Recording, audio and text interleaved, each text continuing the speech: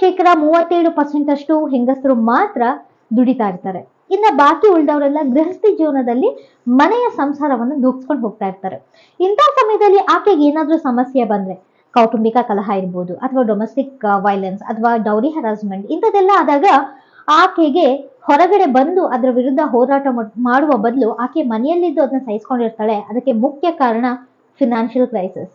ನಾನು ಮೊದಲೇ ಹೇಳ್ದಂಗೆ 37% ಮಾತ್ರ ಹೊರಗಡೆ ಹೋಗಿ ದುಡಿದು ಆಕೆ ಇಂಡಿಪೆಂಡೆಂಟ್ ಆಗಿರ್ತಾಳೆ. ಬಾಕಿ ಉಳಿದವರೆಲ್ಲ ಮನೆ ಸಂಸಾರ ಜಂಜಾಟದಲ್ಲಿ ಬ್ಯುಸಿ ಆಗಿರ್ತಾರೆ.